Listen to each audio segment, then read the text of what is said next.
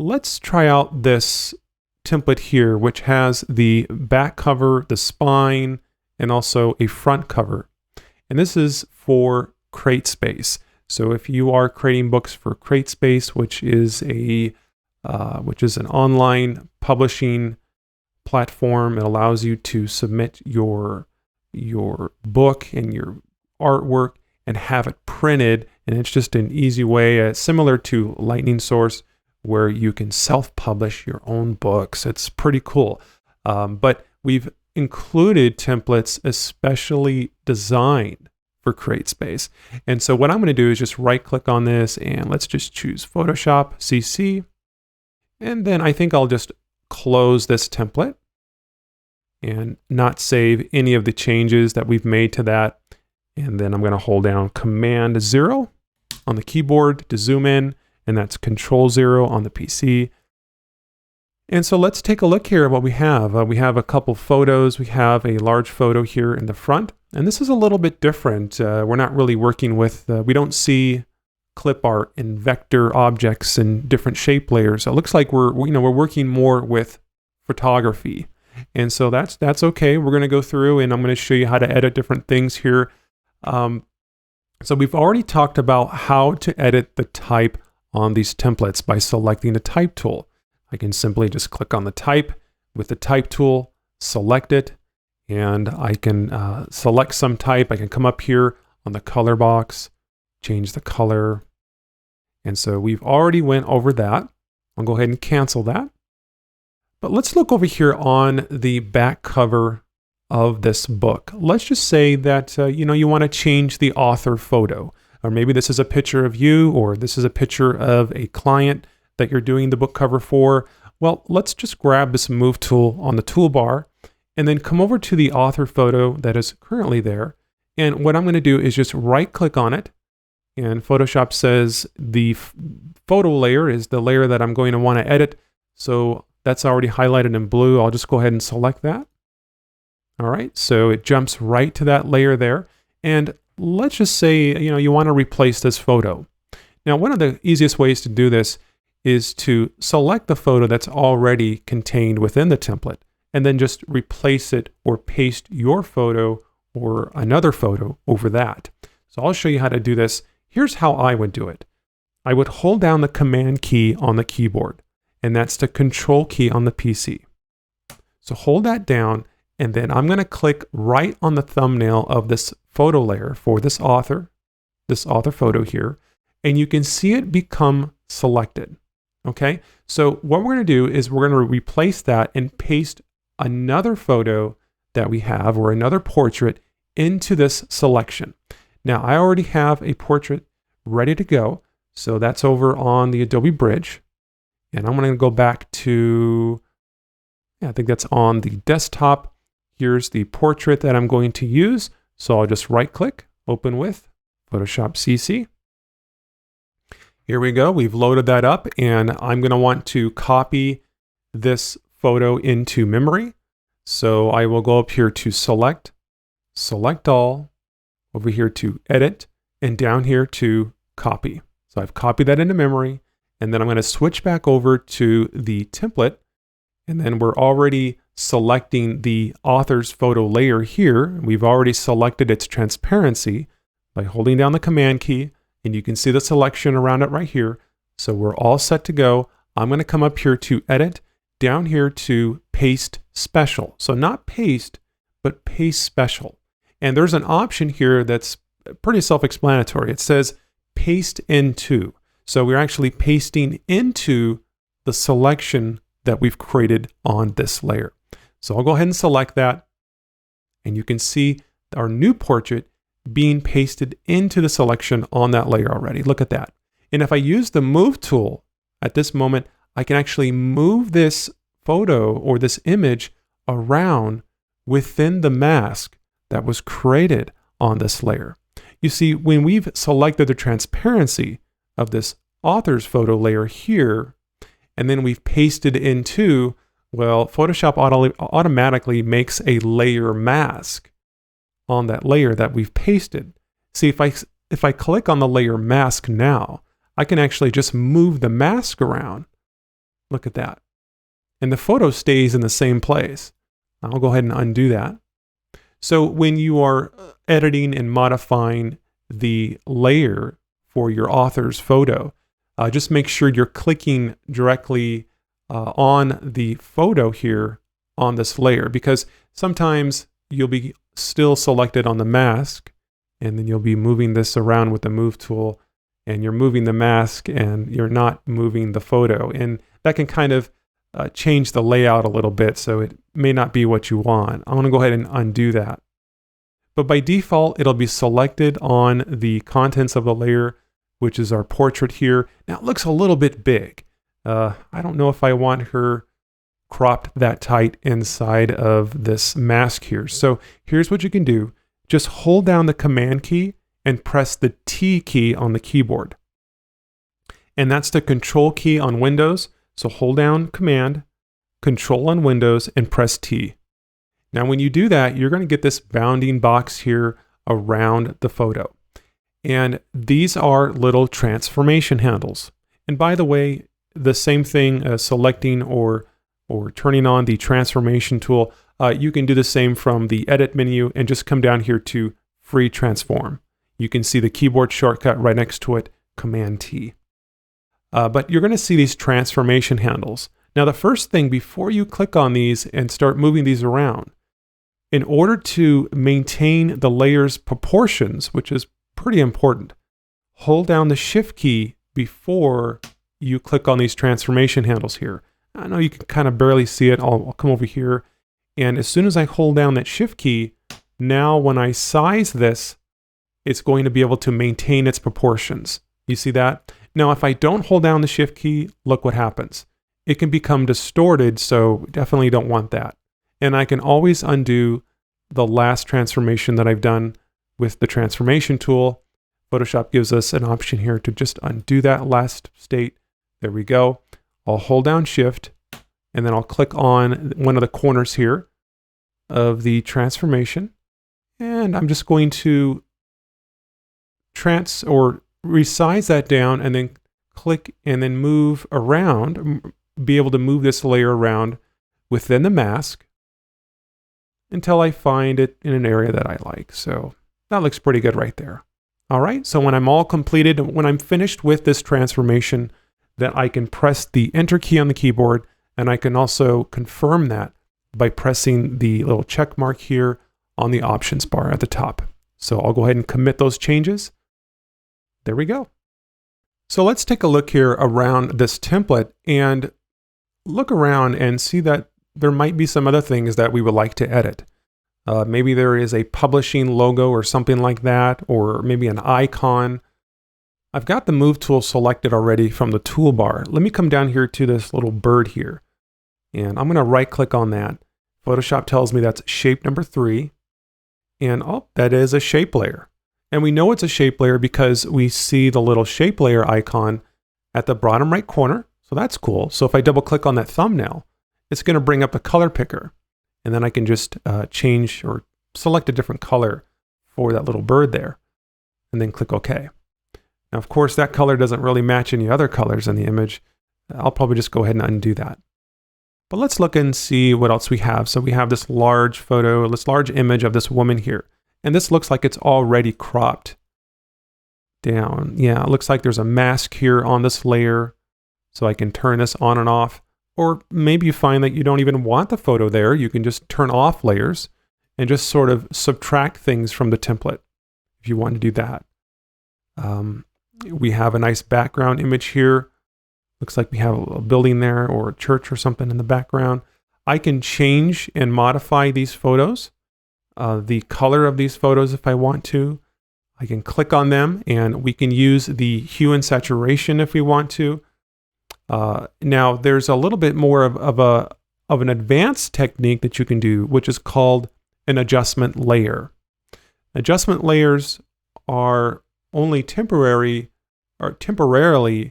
modifying or adjusting the layer. So the effects of the adjustment layer is not permanently affecting the layer.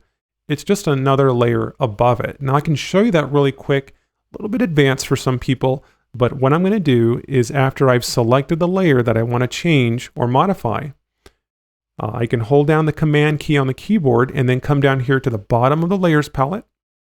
And there is a little button here. The little tooltip note might be going off the screen, but what I'm going to do is hold down the Command key. Oh, you can see it right there. It says Create New Fill or Adjustment Layer. I'm going to hold down the Command key, and that's the Control key on the PC, and click on this, and then let's choose Hue and Saturation from this menu right here. Okay, great. So you can see that's created a little adjustment layer, kind of looks like that, and it's above our photo of the building there, of the church.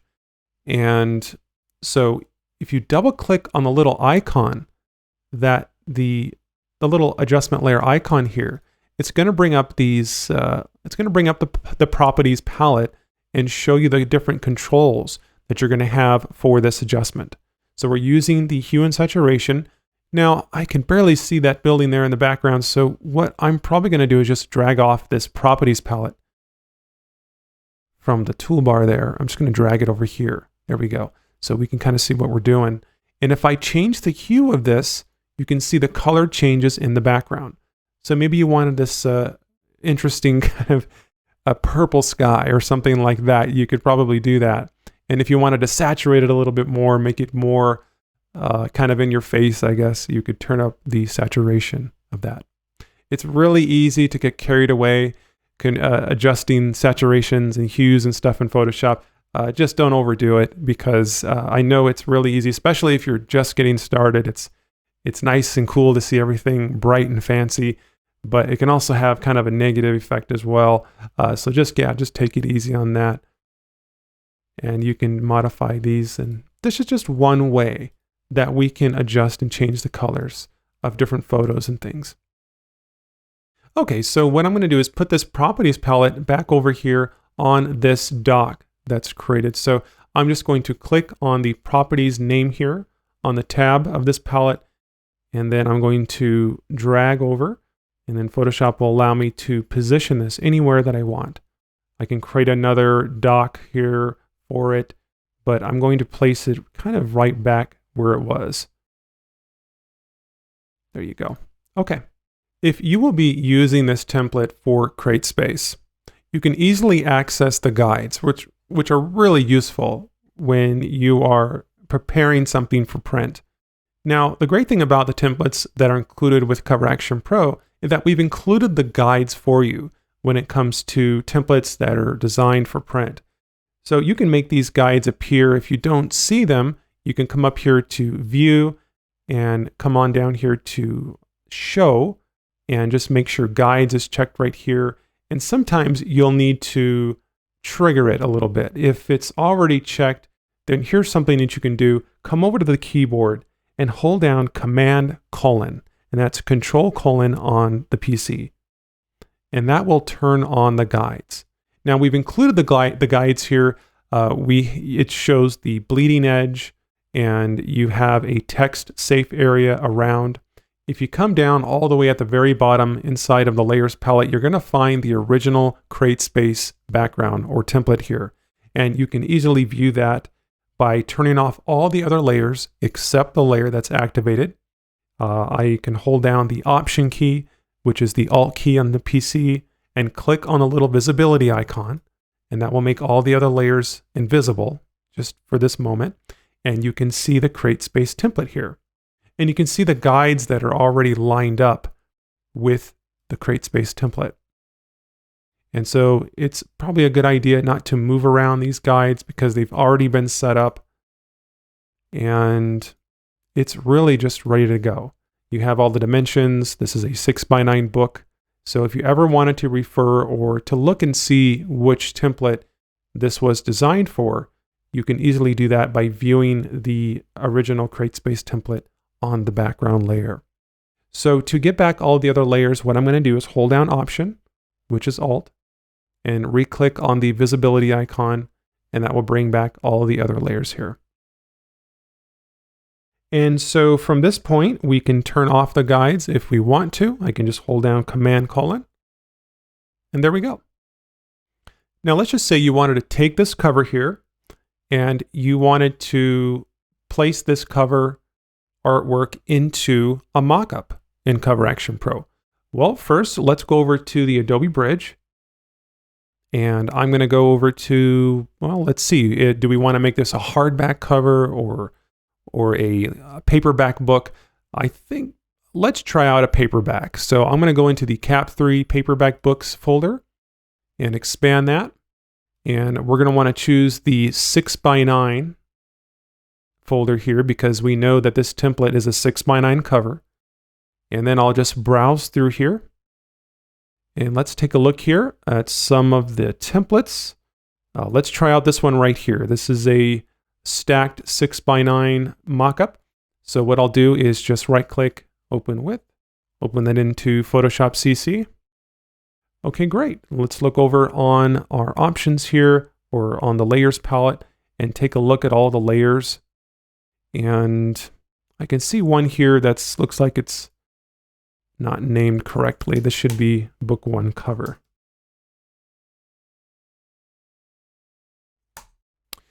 And this is the, looks like it's going in order here. So this is the book number 1, and the book that it's on top of here is book number 2. And I know that if I turn it off, if I turn off that cover, I can see that is book number 2. And then below that is book number 3. There we go. And then book number 4. And then we have the mock-up object or model below that. So let's apply our cover to this mock-up here. And let's go back over to the CreateSpace template. And I'm going to turn on the guides again. So I'm going to hold down Command:, that's Control:, on Windows. And let's make sure that we are selecting only the cover here of this template. So we don't want to select the spine at this moment. And so what I'm going to do is just zoom out, and I'm going to select the rectangular marquee on the toolbar here. And I'm going to start over here outside of the template and outside of the canvas. And I'm going to click, and I'm going to drag this selection. And I'm only going to go just to the guide there that is dividing up the cover and the spine, which is right here. Because this guide here that you can barely see, this is the guide giving you a indication that this is the text safe area, is normally what they call it. Let me go ahead and zoom out here, and we can see that we're selecting the cover of this template. And then from here, what I'll do is come over here to Edit, and then down here to Copy Merged. So we're selecting all the layers. We don't want to select copy. We want to select Copy Merge, telling Photoshop that we want to select and copy all the layers in this document. And then let's switch back over to the mockup. And then what I'll do is let's scroll up here in the layers palette and go back to book 1 cover. And then what I'll do is just double click on this layer here because we know this is a smart object because of the smart object icon. I'll double click on that, and then I'll come up here to Edit, Paste. And if I need to, I can realign or readjust this if I need to. If I see any color, anything bleeding around the edge, I can go ahead and adjust that. And then I'm going to come up here on the tab for this document and click on the little X, which will close the document. Photoshop will ask me to save it. I'll click on Save, and then that'll be applied to the mockup. Now, we also have some spines here on this mockup. So let's go ahead and apply some spine artwork. Let's go back to the template, and I'm going to select the marquee tool on the toolbar again. And it looks like I'm not really sure the size of this spine. Let's see if it gives us any information on how large that spine is. And it looks like it's just, yeah, it's a little bit under, it's about 3 1/4. Okay, so here's what we can do. I'm going to select the spine on this template with the marquee. So I'm going to start up here and draw a selection around it. And then I'll come over here to Edit and choose Copy Merged. And then back over on the mockup, and then I will look for the spine layer. So here, right here, it says Book 1 Spine. And I'll double click on this thumbnail, which is the Smart Object icon. And now the spine is opened up into a separate document there. I'll come over here to Edit and then Paste. And then I'll select the Move tool on the toolbar so I can reposition this any way that I want. And I'm going to line this text up here on the spine. And then I'm going to close this out and then click on Save. And then I can see that spine being applied to the book, just like that. So this is how we can modify and edit these templates that are included to fit our own projects and our own book covers. If you have any other questions regarding these templates, be sure to reach out to me at any time, and I'll be more than happy to get back to you.